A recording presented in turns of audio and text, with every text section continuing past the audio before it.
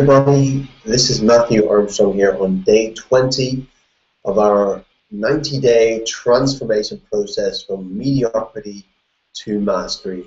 This is the first morning time call that I've done. It's now 6:15. I'm 50 minutes late, so thank you for hanging on if you've been hanging on since 6 a.m. for this.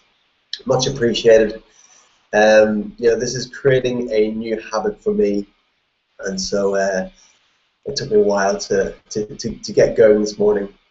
There's just a few things that I had to get over there. So, this is you're creating a new habit. You're creating a new habit is a powerful thing as long as it's an empowering habit, right?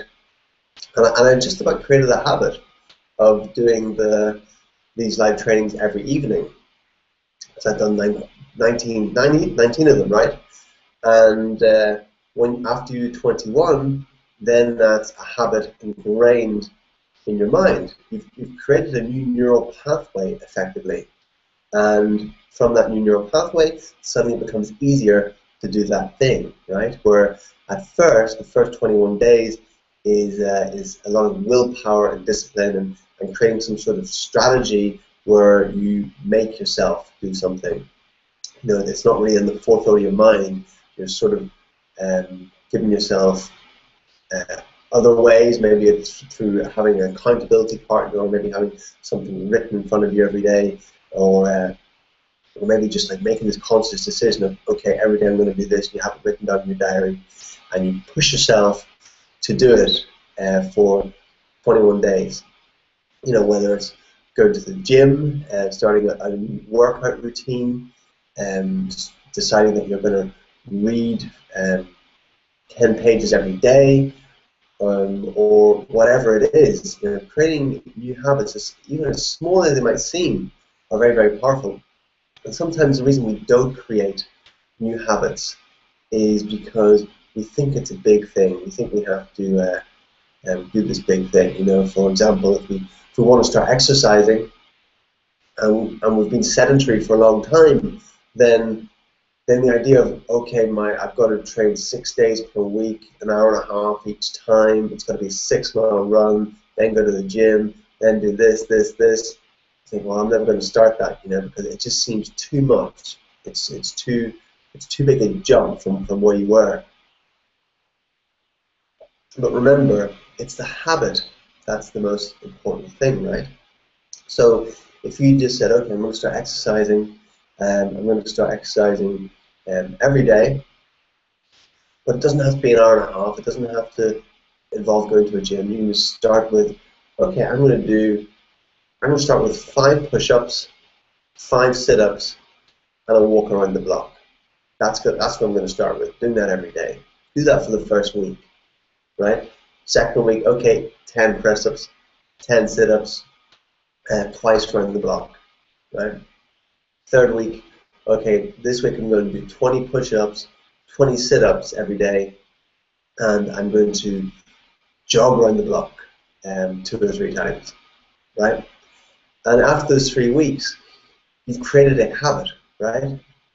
So then it's going to be easier to add things on, add different parts of the routine on, and make the run further. But even if you're doing 5 minutes a day, that's starting to ingrain a new habit in your brain, creating a new neural pathway that after a few weeks, it suddenly becomes habitual, it becomes easy, right? And that's what separates the mediocre from the masterful, is the habits. And it doesn't take any more, quite often, it doesn't take any more motivation to do the empowering habit than the disempowering habit once it's ingrained in there, right? Make sense? So yeah, I just about got the habit of doing the nightly hangouts ingrained, and then I decided to, just be really cruel to myself and start doing morning ones. And I'm generally not a morning person, so to speak. I'm generally a little bit more subdued in the morning, and Yeah, never, virtually never make a video in the morning or do anything like that. It's usually a time for sitting down and writing and being creative and doing yoga and stuff like that. Well, I actually teach my martial arts classes in the morning as well. But this is pretty early. This is 6 a.m., right?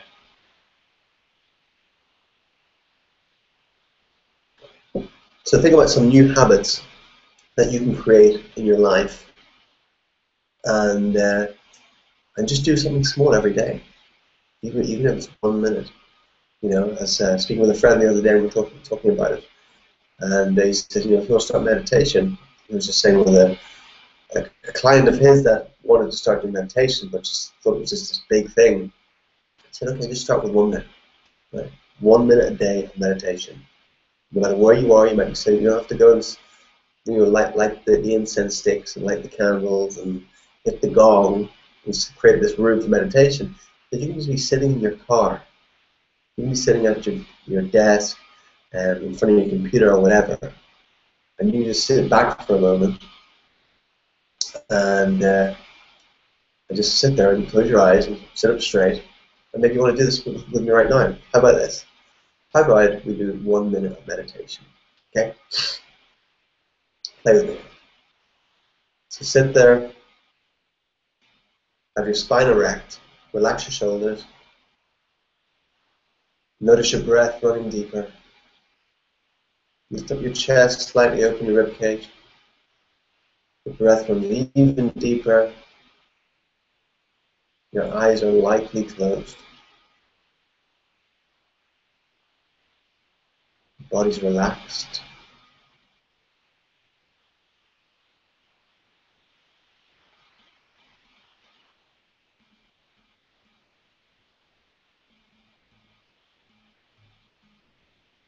You have your attention on your breath flowing in and out through the nose.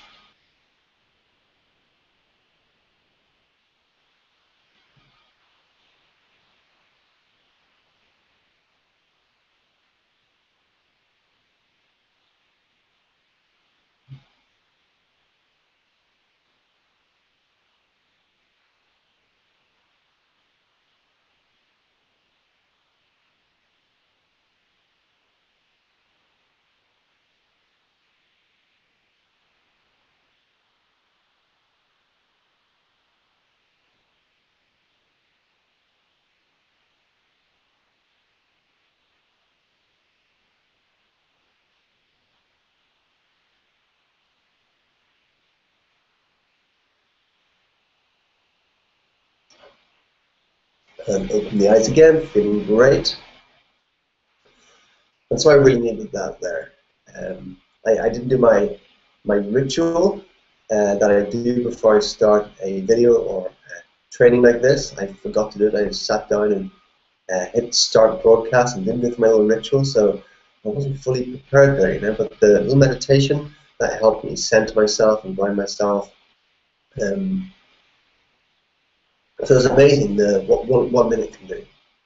You know, 1 minute can change our whole day. If you spend that 1 minute in the morning meditating and put us more into a centered and balanced state, where we can just, so everything we do that day is going to be a knock-on effect from how we started our morning, what ritual we had first thing in the morning, right? So that from that 1 minute of meditation a day, that's creating a habit, right?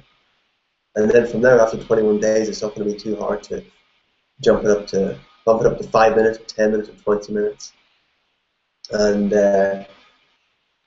meditation was something for me that years ago, like 15 or more years ago, I did a meditation retreat. I was in Thailand, out in the jungle, in a Buddhist monastery, really authentic, really cool. And I meditated 8 hours a day for 10, 11 days, silence, no one spoke a word. Amazing, amazing.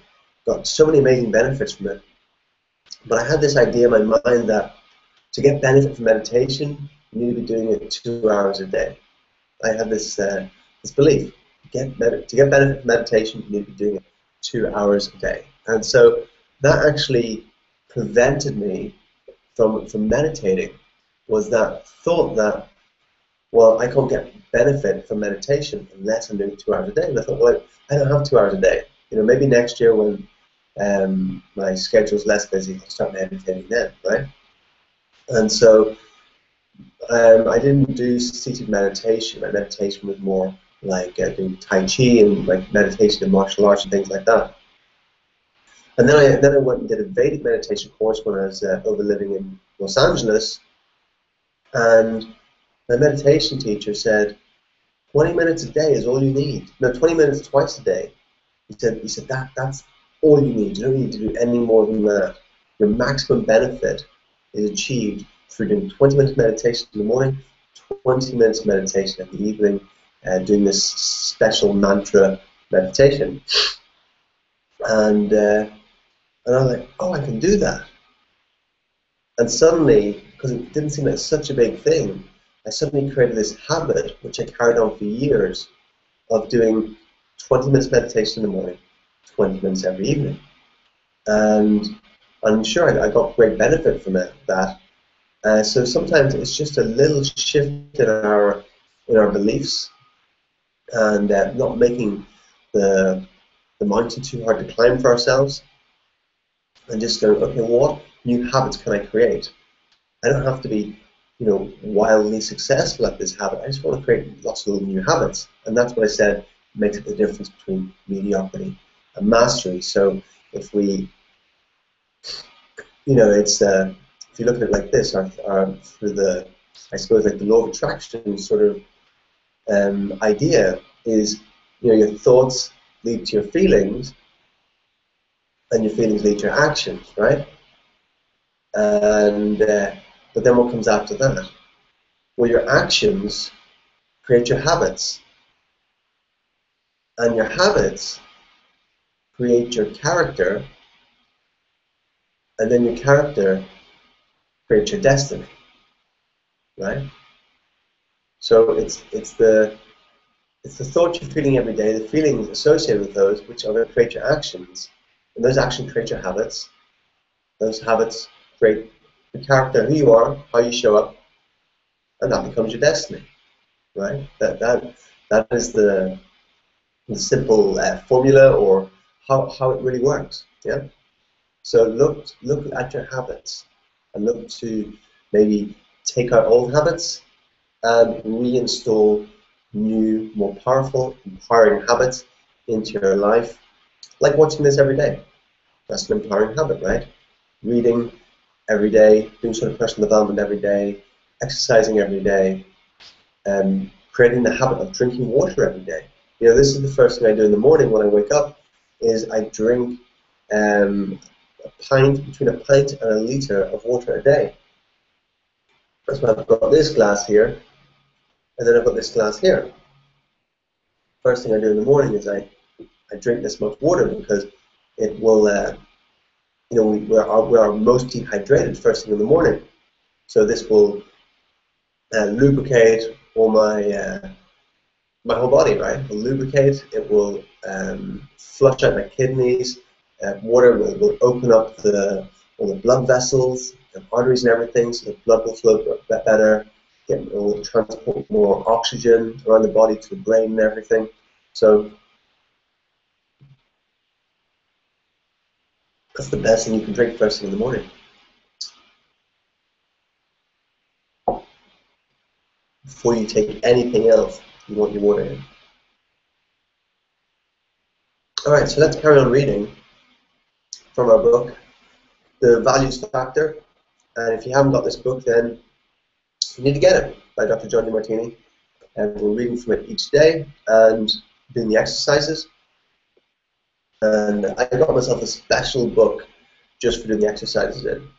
Because I was doing them before in my big journal, and then they were on different pages, and I wanted them to have them all concise together, so I could look back and reflect over them, and to do them every few months and to improve on them, right? As I evolve. So it's good to do that. Is have a book specifically for writing on a writing pad, specifically for the exercises in the value factor and your notes from these 90 days. Put them all in one notepad. Yeah, that's better organized to do that. and then it's something you'll refer back to and get a lot done. So, you can get this book on Amazon or get it on drdemartini.com and find out more about his work. But last night we were talking about relationships, the 3 types of relationship, right? So if this is the first training you're watching, then make sure after you finish watching this, you go back and watch the whole sequentially, and then they'll make much more sense, especially this one, because it's carried on from what we were talking about last night. So, for example, I once counseled a woman who was frustrated that her husband was away from home so often. Turned out he was working a job that required long hours and lots of travel. But as this woman experienced it, her husband was not emotionally available, especially since when he was around, he was often preoccupied, short-tempered, or simply exhausted. I asked this woman if she had any idea why her husband spent so much time and energy on his job. "Oh, it's all he thinks about," she replied. "He never has time for me." "Yes," I replied, "but do you know why the job is so important to him? What highest value is he expressing by working that job to such a great extent?" The woman admitted she didn't know, but she agreed to start a conversation with her husband about the topic. She agreed not to be critical or demanding, but simply to try to understand how her husband's work life expressed his highest values. To her astonishment, she discovered that her husband's highest value was providing for his family. She was even more surprised to discover that the reason he had been working so hard was because he had previously talked to her about starting their own family in the next few years. He was preparing financially. This woman had been worried that a man who was so preoccupied with work wouldn't make a good husband and father. She hadn't realized that his way of becoming a good husband and father was to work hard and build financial security. This woman placed a very high value upon communication with her partner, and she had been frustrated that she couldn't talk to him about the various events of her recent days. When she understood his highest values, she could express her highest values in terms of his highest values. But her husband did not place a high value on communication about such daily events as she did. So simply saying, "I want you to talk to me," or "won't you listen to me," didn't really register. Once she understood that his highest value was producing income and providing for his family, she was able to communicate in a different way. She could say, "Honey, I love and appreciate how you have provided for me financially and how you have achieved so much at work.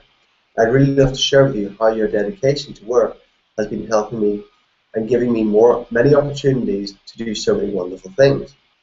I'd also love to share with you all the activities I've been able to do recently and receive your feedback or opinion concerning some of them." What time would work for you? Expressing what she valued, communication in terms of what he valued, working and providing income for his family, enabled both partners to get what they wanted, without either partner having to minimize or disregard their own highest values. Understanding her husband's values meant this woman was also able to view his hard work as his own form of communication. Instead of seeing her husband's absence as withdrawal, she was able to see it as an expression of his love for her, because that was how he saw it. Understanding her husband's point of view actually made her feel more grateful for him. The more grateful she felt, the more appreciated her husband felt. This in turn gave him more energy to think about what his wife might appreciate and what might help her feel more fulfilled. One of the big sore spots of this couple's marriage had been the husband's wish for quiet time after work. When the husband came home each day, he felt a bit tired and wanted to sit quietly by himself and wind down. He experienced his wife's desire to talk to him as just one more demand. She experienced his quietness as a refusal to communicate. But when she understood her husband's highest values, she was able to see that giving her husband some quiet time after work was a form of communication just as powerful as talking with him, maybe even more so. By giving him that time, she was fulfilling her value on communication, not by talking with him, but by leaving him alone. and this initial quiet time made him more receptive to talking to her late in the evenings. Meanwhile, her husband came to see that even though he had spent his whole day at work providing for his wife materially, his highest value, he could also spend some time after work fulfilling her highest value by listening to and talking with her. So through understanding the values factor, both partners changed their perspective and their behavior without ever having to minimize their own highest values. The wife didn't have to give up her highest value of communication about her daily activities, and her husband didn't have to give up his highest value of providing for his family. Instead, they simply learned to express their own highest values in terms of the other person's. Their relationship became far more fulfilling as a result. Mastering the values factor enabled both partners to express their own highest values while also respecting their partner's highest value. Many of us have grown up with fantasies of a completely supportive relationship in which there are few challenges or conflicts, because when people love each other, anything is acceptable. To a great extent, this is unrealistic fantasy that leads inevitably to confusion and to feelings of frustration and unfulfillment. We might even experience the illusions of betrayal and aggression, since maximum growth and development in life demand a balance of both support and challenge. Learning how to embrace these two complementary sides equally and simultaneously is important in every area of life, from international law to business to relationships. The most effective approach to relationship communication and negotiation is based upon communicating your own highest values in terms of your partner's highest values. Whatever you need, want, or expect from a partner in terms of your own highest values seems obvious to you, but will often not seem so obvious to your partner. So whatever your boundaries or expectations are in your relationship, finding a way to communicate and negotiate them in terms of your partner's values, not just your own, will enable the two of you to create a more fulfilling and inspiring relationship. We often have many illusions in this regard, because whenever we find a quality in our partner or in anyone else that seems to support our highest values, we tend to get lax and drop our normal rules and boundaries. To take a trivial example, suppose you have begun dating someone with whom you are infatuated with because they seem to support your highest values. They mention that they are a little short of cash, and without thinking twice, you offer to lend them some money to tide them over. Weeks go by and the other person makes no mention of repaying the loan. Meanwhile, you see the person enjoying expensive dinners and buying some costly new items for their home. You become upset and confront them. According to your values, the money was intended to pay bills and was supposed to be paid back as soon as possible. According to their values, the money was for them to continue to enjoy their extravagant lifestyle and could be paid back whenever it happened to be convenient. Because the two of you did not communicate according to each other's highest values, each of you assumed that the other person sharing your highest values, instead of recognizing that each of you has their own highest values. However, if the same situation had arisen with someone who challenged your highest values, you would never have behaved in that way. Suppose a challenging co-worker were in exactly the same situation. You might offer to lend that person money, but you would be far more likely to defend yourself and tax your rules, making it clear exactly what you wanted and expected, and making sure that the other person understood your rules and agreed to accept them. Nations and companies behave in exactly the same way as we do in our relationships. We all set up more rigid rules when our highest values feel highly challenged or threatened. And so if we discover that a beloved friend or partner has significantly different values in a particular area, or if we feel that some aspect of their behavior challenges our highest values, we might be especially careful to set up clear rules and boundaries with them. This response might not fit in with fantasies of a completely supportive relationship, but in real life, it is often a useful temporary response, since rules and space give you some breathing room to fulfill your own highest values when you have felt you have been excessively challenged. I also provide you time to learn how to appreciate the other person's It also provides you time to learn how to appreciate the other person's highest values and actions, and even to assist in fulfilling them. In our money example, suppose you continue to be involved with the person whose money values are so different from your own. Early in your relationship, you might need very clear boundaries and rules around money. Perhaps you maintain separate bank accounts and only share money with very specific terms and conditions about how it is to be used and when it's to be paid back. You feel challenged by each other's attitudes around money, so clear rules and boundaries give you some breathing room to each pursue your own highest values in that area. You continue to save and handle your money carefully. The other person continues to enjoy their extravagant lifestyle. You may feel that the other person is careless, and they may feel that you are uptight. But the rules and boundaries have given you the space to handle these challenges. Eventually, as you become closer, you might come to understand each other more fully. You might loosen up your requirements, understanding that any money you give this other person is not likely to be paid back, but you can appreciate the beneficial aspects of their extravagance and carelessness, such as spontaneity, sense of style, and openness to different experiences. Likewise, the other person might realize how important fiscal responsibility is to you and change some aspects of their behavior around money, at least where you are concerned. If you come to share a checking account, for example, they might go out of their way to record each expenditure and account for every purchase, keeping your joint accounts neat and tidy. Even though their own personal checking account is a bit of a mess, each of you acts not out of should and must, but out of a genuine appreciation of each other's highest values. In fact, that is the secret to a caring relationship, creating communication that is based on a mutual appreciation of each other's highest values, a respectful dialogue that allows both partners' highest values to flourish. Many of us are prone to the fantasy of a partner who would be exactly like us, who would share our highest values completely and always support our every need.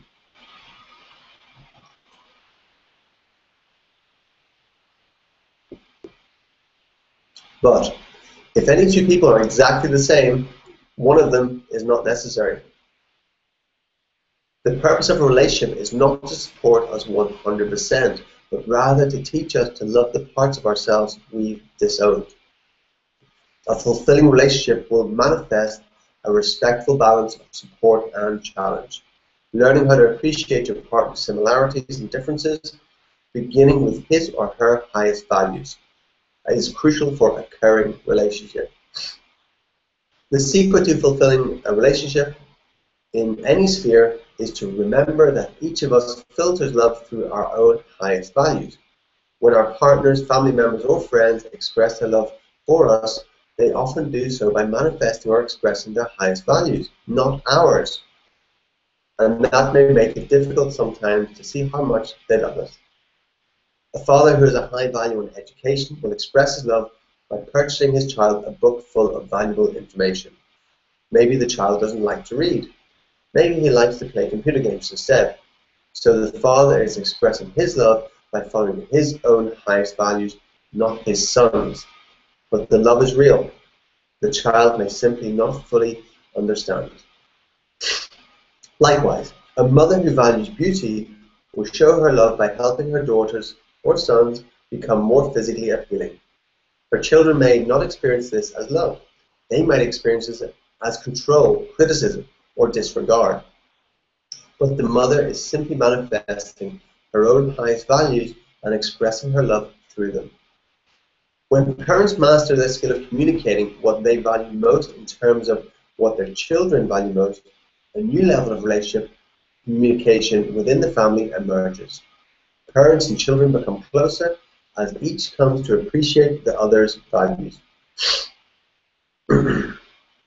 So the key to fulfilling relationships is the values factor, which enables us to understand, embrace, and honor the value system of our loved ones. Then, instead of communicating only in terms of what we most value, we're able to communicate also in terms of what they most value. Knowing the other person's highest values will also help us realize that we are truly surrounded by love in forms we sometimes don't even recognize. As soon as we understand how other people express their love, we can appreciate that expression, even if it comes in a form that we ourselves might not initially value or choose. Knowing that we are loved goes a long way toward making any relationship more fulfilling, because we're filled with gratitude and appreciation that is likely to fulfill both us and our parents. That is why love and communication go hand in hand. That is also why the values factor is so helpful in achieving fulfilling relationships. And we shall leave it there for today. Quite a lot there to ingest in relationships. But again, you know, simple yet powerful, profound information and understandings to understanding that we each have a unique set of values, and to be able to communicate to each other in those values rather than projecting our values on the other person or minimizing ourselves to fit into their values. Then either way, we're not truly being ourselves, or we're not truly letting the other person be themselves, or we're making them wrong for being themselves or having those values, right? So if we all want to truly be ourselves, then it would be wise to understand our values, understand the other person's values in a relationship, and be able to communicate to each other in those values. Makes a whole lot of sense to me, and this is something that everybody can learn. You know, this isn't rocket science. It's maybe new. Maybe take a little while to get the head around it, but it's not rocket science. Anyone can learn this. And it means the difference between having mediocre relationships or having masterful relationships, right? Okay, so we're going to finish it up there. Thank you very much for joining me, whatever time it is in the world for you. Like I said, this is our first morning training, and so maybe I come across a little bit different, I don't know. There's a big spider, keep on crawling over my feet. I'm sitting here with my feet off the ground because there's a spider crawling all around the place, and I don't want to crawl up my leg. My strange, slight fear of spiders is just the thought of a spider crawling up my leg, so I'm sitting here hovering my feet off the ground, it keeps on going underneath me and back out again. Okay, so we're going to finish up there. I meant to start my private team training hangouts this morning, but I didn't get the other hangouts set up because of various reasons. So that's not going to start until tomorrow morning, and I'll send you a link through your email. If you're not on my team, you'd like to be on my team, Financial Freedom Team, 10K per month payment, then you can click on the link below. You can join our team, and by doing that, then I'll send you out a link, and we're going to mastermind every morning for about 15 minutes, or whatever time it is for you in the world. And that is us for today. That's a wrap. Okay, thank you for watching, and see you again tomorrow, same time. Well, not the same time, 15 minutes earlier. I'm going to do my best to be on time tomorrow. Okay, thanks for watching. Bye.